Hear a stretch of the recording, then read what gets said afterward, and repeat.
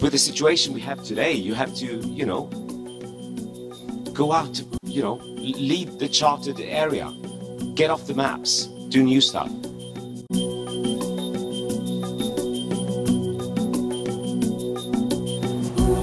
I want to thank you all for coming to another Scientist's Warning program.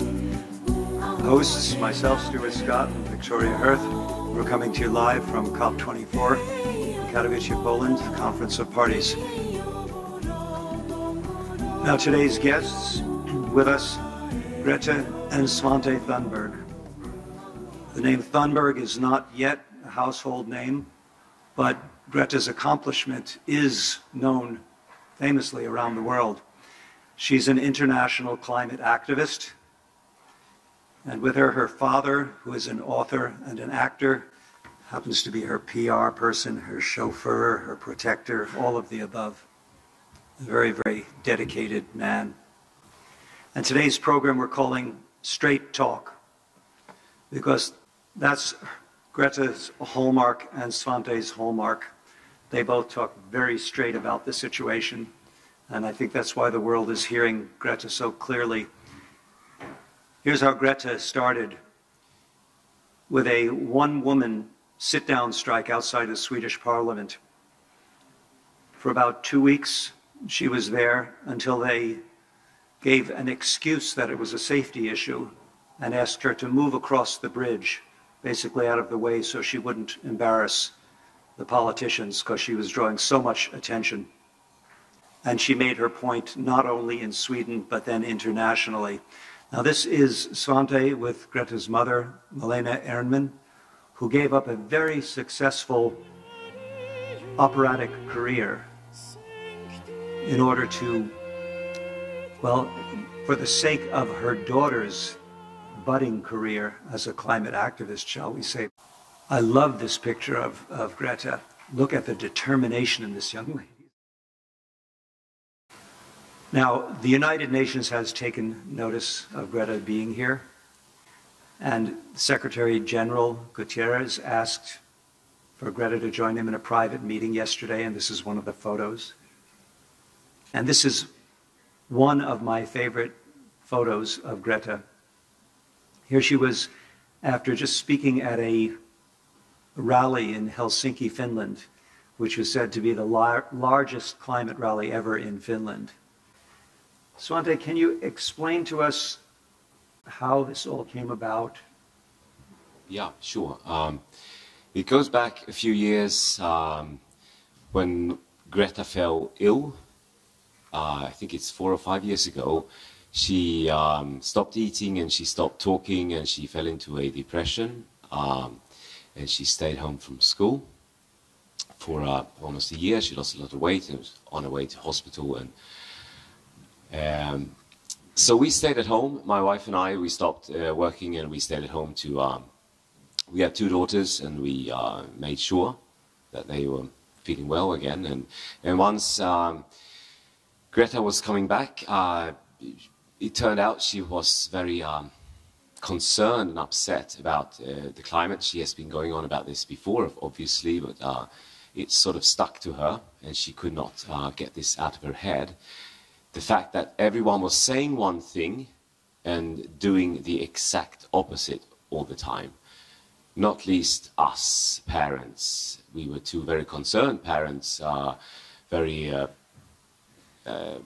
sort of interested and outspoken on human rights and care for refugees and the importance of taking good care of our fellow citizens. But in Greta's eyes, of course, we were missing out one big point, in fact, the most important point, which was the climate or the sustainability crisis going on around us. So while we were saying all these things about, you know, taking care about our fellow men, we were flying around, eating meat and buying things and driving a big car, having 2 homes. And of course, that's not really sustainable. So, and then we realized that we were, of course, a huge part of the problem. In fact, we were the problem. And Greta could not sort of get around that. And it made her very, very upset. So listening to her, we sort of started taking in the sustainability and the climate crisis, and we sort of embarked on a road, which we are still upon. And I believe a lot of you in this room are upon the same road. So she told us that we had to change, and we could not go on doing what we did, you know. And she showed us all these statistics, you know.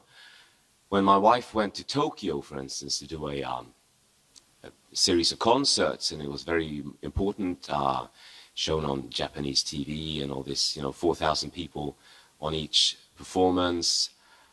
And, you know, that was very important to her. But then again, when she came home, Greta said, you know, you just spent like 20 people's, you know, carbon budget just living in West Africa, for instance, with their carbon footprint, just by going back and forth to Tokyo, which of course is the same here. Here we are flying back and forth to Poland from all over the world, spending God knows how many people's carbon budgets. And so Greta said, you can't go on doing that. You cannot stand up for human rights while you're living this lifestyle. And so we gave up that lifestyle, and my wife stopped flying 2016, and I stopped flying 6 months later. And Greta, of course, stopped flying way before that, and then became vegetarians, then we became vegan, and so on. So, yeah, that was the background of the story. And now it's sort of going on. Greta was getting more and more frustrated about the way that, you know, the politicians keep saying, you know, this is the most important issue of all, and yet the emissions are still rising and nothing is changing. So then she decided to go on school strike. So Svante, you give a really great insight into what we all live with, and what I think as adults we learn this double think. We learn to do and act, and somehow the only way we can cope with life is by doing that. Is that how you explain why this went under the radar for you for so long? Or what other explanation can you give for that? I believe humankind has been doing this forever. We've been saying, you know, we should, you know, love thy neighbor and slaughter each other on the battlefield every day. I mean, we've been doing that since dawn of time, or since dawn of Homo sapiens, 200,000 years. But now with 7 billion people, you know, we can't do that. We cannot do this double lifestyle anymore because, you know, time's up. The budget's been spent, and simple as that. So for you then, did it all come as a very big surprise? What Greta was unveiling to you? Very much so. I mean, I realized that something was wrong with the environment, and like everyone else, you know, you're looking for a better car, you know, driven by some biofuel or something like this. But, you know, we bought an electric car 3 years ago thinking, you know, wow, we're going to fix this. But we cannot buy electrical cars. We cannot own cars at all. If we are serious about the 1.5, we can't be driving, you know, private cars. And no one's talking about it. But, I mean, those are the harsh facts. And so Greta basically has taken you and the people that you engage with, Greta, to a point of innovation that's blank sheet, starting again. Yeah. What do we need? Yeah, sure, yeah. And so, Greta, taking your family and others on that journey, with a very logical, very much like your ancestor, very logical approach to this, what have you found is the most difficult thing, and what's been the most surprising? The most surprising thing is that I realized a while ago that people don't know that we are in this emergent situation. We all say we know, and we all think we all know, but we don't. Because of course we know something is going on. We know that the planet is warming because of greenhouse gases caused by humans. But we don't know the exact consequences of that, and we don't know the rapid changes required to stop it. And so I have met politicians and journalists that doesn't have a clue. They don't know the basic facts. They don't know what the Keeling curve is. They don't know what the albedo effect is. Just things as simple as that, they don't have a clue about. You're what we call a 6 Sigma person. Your knowledge of the climate is 6 standard deviations out from the average. So if the average journalist does not know what you know, don't be surprised in the future. I'd like to return to one comment you made, Svante. You talked about carbon budget. There is a lot of bullshit going on out there that we still have a carbon budget. Not. We have already spent our carbon budget. But the politicians have this, they have this routine down of kicking the can down the road, and they do that by this notion of a carbon budget, and they bolster that with information, research, a report from the IPCC that always seems to say we still have a few more years. Now, the latest IPCC report, which we'll critique in one of our programs next week, said we have 12 years more until blah, blah, blah, blah, blah. Now, the way the politicians heard that was, well, that means I don't have to do anything. NIM2, not in my term of office. I'll wait for my predecessor to actually do something. But what they actually said was heard by the public is, oh my God, we only have 12 years more. So by accident, their framing went over well with the general public that doesn't go down deep into what the meaning of the report was. We have no more carbon budget. I want to dispense with that illusion. We are borrowing from future generations at this point. We are making their lives much more difficult. I believe 350 ppm, parts per million, is the safe threshold, they say. And we passed that threshold in 1987.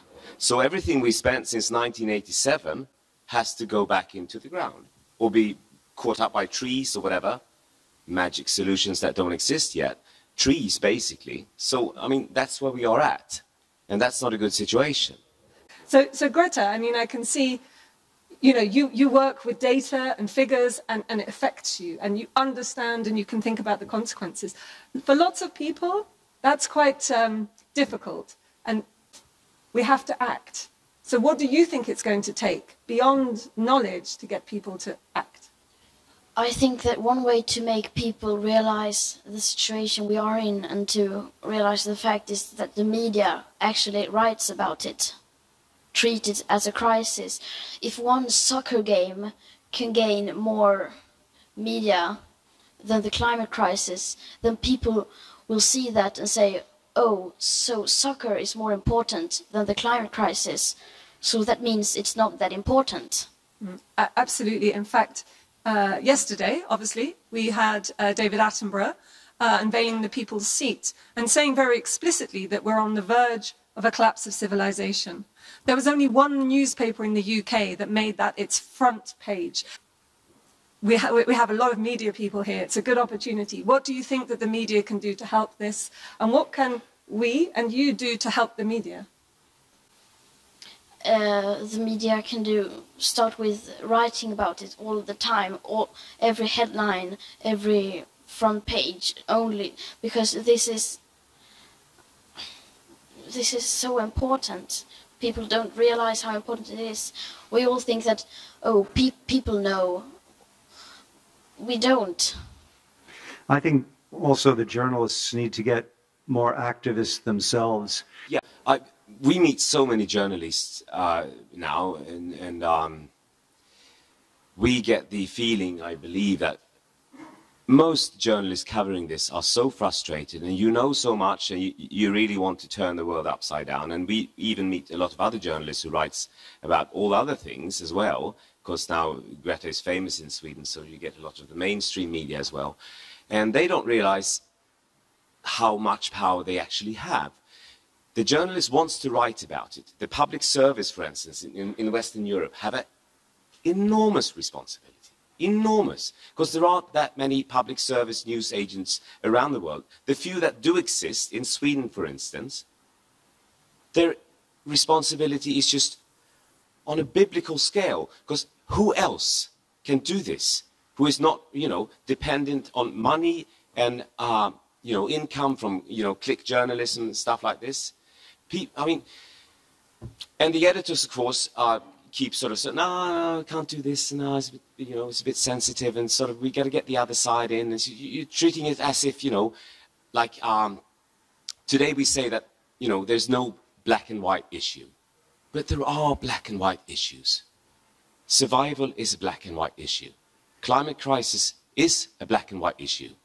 And we need the journalists to sort of, like you said, be more activist. I mean, you should take responsibility and I don't know, do whatever it takes, do whatever you can't do. You have to, with the situation we have today, you have to, go out to, leave the charted area, get off the maps, do new stuff. More, I was just going to pick out the one point that unfortunately the mainstream media is run by money in one form or another. Money controls, money interests control. And I think humanity has to rebel against the regime of money. But in Western Europe, we have a lot of media that is not run by money. We have the public service media. And I believe that's our best hope. If you want one thing that we have 2 years to bend the curve, steep down like a, I don't know, it's just mad, like a roller coaster going down. Public service, Western Europe, I think it's up to you, basically. So perhaps then, because one of the last questions was, what next? What are your next plans, and how might that involve something around media or not? I don't know. I'm just going to sit outside the Swedish Parliament every Friday until Sweden is in line with the Paris Agreement. That is, and then what happens, happens. And what's going to happen is that thousands, tens of thousands, perhaps hundreds of thousands of students around the world are going to join Greta in her strike on Fridays. It's already occurring. There are tens of thousands of students who are going out of school on Friday now in support on their own climate strikes in many, many countries around the world. Now, we would like to leave a little bit of time. We have perhaps 5 minutes more. So is there a question? Hi, I'm Louisa. I'm of 350.org. And I'm also a youth observer for Germany here. So how do we communicate best that it's not just about stop eating meat, but it's also just about understanding that coal needs to be something of the past, that we cannot continue having cheap flights.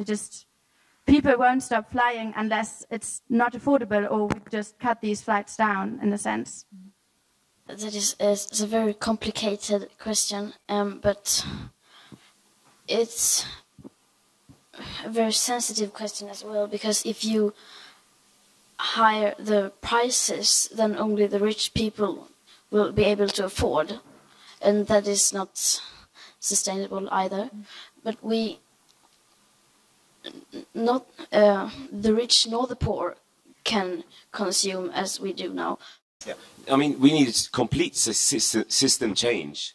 And I believe stop flying and stop eating meat is just a way of making opinion for that. I mean, it's not going to make any difference. It's not going to make a difference if you stop flying, if one person stops flying, but it's just it makes other people think, so that other people do it as well. And if more people do it, it makes a difference. There is one solution I think that's very promising, which is putting a fee on carbon and then taking the revenue and distributing it in the population, among the population, and it's a way of subsidizing the price increases that will go up because of that. Yeah, I think also a very central thing is that, we say we need, a system change, so we should not be doing this as a private consumer, but there is no politics.